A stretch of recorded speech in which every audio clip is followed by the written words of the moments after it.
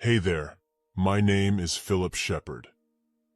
On September 27, 1986, I was participating in my second 150-mile bicycle charity ride, sponsored by the hospital for a woman who passed away from kidney failure, and this memorial ride was named after her. It was a hot September morning that day with dry weather approaching our area from the north, which would put our ride into a relentless headwind.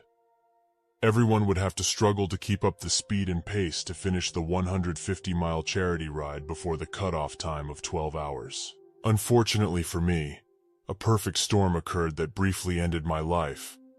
When the 300 cyclists left the Corpus Christi early in the morning, I immediately sprinted in front of the group and went as fast as I could to get as close to San Antonio before the wind direction changed. Around 45 miles into the ride, I suffered a flat tire on my bike and was having trouble changing the tire until a help vehicle came up to assist me.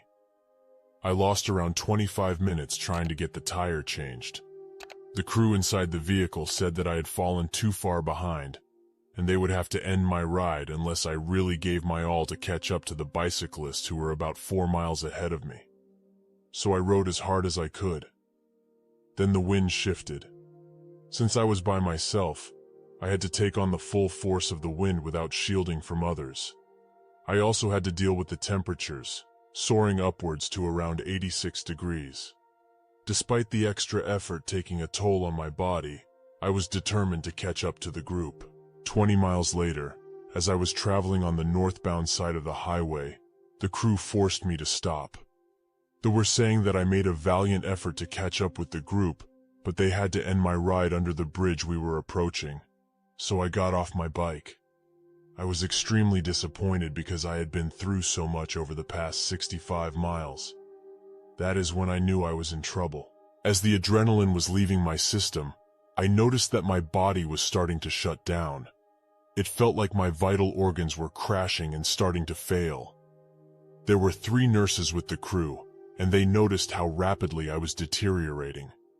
They suggested to another cyclist to help me keep moving, but it was too late by then. I was getting dizzy and fell to the ground. As I remembered looking up at the beautiful blue sky with the patchy cumulus clouds and thinking, "My life is over, Lord. It is in your hands now." I was never afraid during the whole ordeal. Actually, I was relieved. I was doing great things for the people around me by getting involved with activities such as bicycle charities. Yet, I secretly felt this was a cruel world, and I was relieved to finally get away from it. After the experience, my frame of mind during the NDE was crucial because, over the years, skeptics tried to annul my story saying that I probably wanted to live. Ergo, that is why I had the hallucination experience. I could confidently counter their assumptions by saying I didn't want to live anymore, and was glad to leave the cruel world behind. My subconscious mind should have allowed me to cease to exist when I died. But something truly amazing happened that day. Although I considered myself to be a strange Christian, I never really understood why I had an atheistic frame of mind during the process of my death. I fully expected to lose consciousness and cease to exist. However, my consciousness never ceased. In fact, it felt like I was obtaining a superconsciousness. The same types of superconsciousness I observed from the deceased people who contacted me from my past experiences and observations of them. As I was going through the dying process, I was lying down the same way my earthly body was lying down facing up, looking at the clouds, and then things got weird. I like math, but my incident happened in 1986, and I didn't know anything about quantum physics. Yet, it seemed like I experienced a strange quantum quandary during my transition from life to death and back to life. At first I was in my body and then I was somewhere else simultaneously. It was almost as if my body became entangled from point A, where my deceased body was at, to point B where my spiritual body resided. I thought I didn't exist, but if I didn't exist, why do I still have superconscious thoughts? During the process of travel from point A to point B, it almost felt like my composition fell apart, and I became an infinite amount of vibrational string frequencies that became particles of matter when interacted with by an unknown force. I was unable to grasp my bearings. I was up, down, sideways, here, there, everywhere, and nowhere simultaneously in a place that doesn't exist. So if I passed through a tunnel or in the presence of a bright light, I couldn't see it, because for some unknown reason I was temporarily blinded by my dying process. For normal people, I would imagine that this type of experience would be terrifying. But for me, I'm extremely weird, haha. I loved every moment of it. The things happening to me were strange and peculiar, but I was in a world of bliss, seeing all the complexities unfolding around me, wondering what amazing thing would happen next.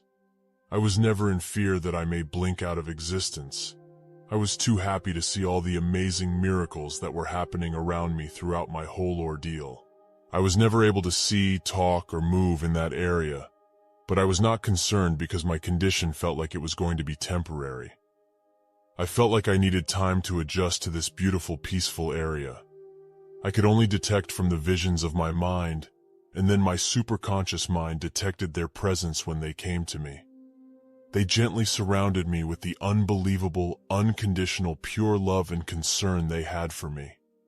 It was so awe-inspiring, and the feelings of home, family, love began to resonate from these non-human creatures as they surrounded me. I wish everyone could experience such love in its purest form. I couldn't talk to these gentle, loving entities, but I tried to think to them that I was okay and not going to freak out by all the strange and scary experiences that happened to me. Because by human standards, I am a very strange and weird person, so I have an open mind, and absolutely nothing frightens me. Then without warning, these loving creatures suddenly withdrew from me and began to bow down. It caught me off guard, and I had some concern that maybe they were in trouble. But as my mind probed their situation, I noticed that as they were bowing down, they had such beautiful smiles of respect and awe. They were watching a great royal figure who was approaching them. I was so happy for my new spiritual friend's family that they were able to see such perfection walking towards them. But then I was caught off guard, because this perfected royal figure was not there to see them. It came to within an inch of my face and smiled at me with the same concern a parent would have for their child after they've been involved in an accident. I still couldn't see, hear, smell, or taste, but my feelings returned. This royal figure just smiled and gently said something to the effect of, "My child, why are you here? It is not your time to be here. I have to send you back."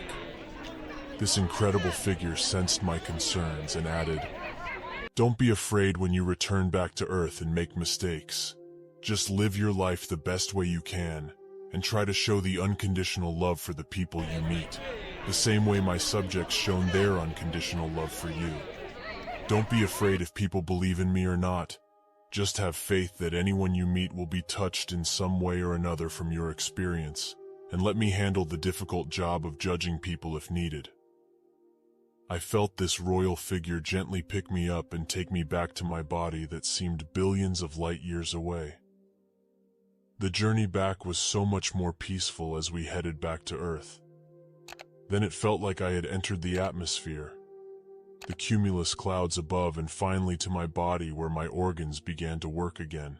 The first words I heard were from the 3 nurses who were frantically working on me to save my life. I distinctly heard the head nurse say, "I can't get his pulse. He has no pulse. Oh wait, he has a pulse now." It sounded like she had a sigh of relief. There were several tired, agitated cyclists who threw my body onto a trailer. I kept drifting into and out of consciousness. I was shivering uncontrollably from the freezing wind. I kept smiling because I knew I wasn't going to die again, because it wasn't my time to go. I tried to sleep as much as I could while squished from the other cyclists crowded on the trailer with me. When our trailer was less than 10 miles away from our destination, everyone insisted I get on my bike and finish the ride since they thought I would be upset if I didn't. I had already had the ride of my life, so the finish line everyone wanted me to complete paled into comparison to what I experienced. I secretly thought to myself, wow, returning back to this world is going to be much tougher than what I expected. In conclusion, I did travel billions of light years away from my body. I don't know if it was in a tunnel or not, since I was temporarily blind by my ordeal. I also had the overwhelming feeling of unconditional love, family and home comforting my thoughts by extremely loving non-human entities.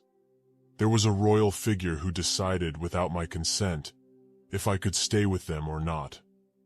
It was decided I must return back to Earth, where I currently and happily reside at. But I wish I could have had the choice to stay there. The final and most frustrating part of my ordeal is that I am only speculating that the royal figure was Jesus Christ, but it never identified itself to me, so it would be wrong for me to say it was him without a doubt. Maybe that is where faith comes in with our religious views when we are in a near-death experience. Or maybe that royal figure didn't want us to get caught up in ideals of religious dogma. This religious figure could have represented Jesus, Mictlantecuhtli, Ereshkigal, Sikol, Yomra, Anubis, Hecate, Odin, etc. But whatever this royal figure goes by, it is certainly the link to our Creator, and that is what brings me peace from this whole ordeal. I hope my story was interesting, entertaining, and inspiring for you to live your life to the best of your abilities while we are graced by your presence on Earth.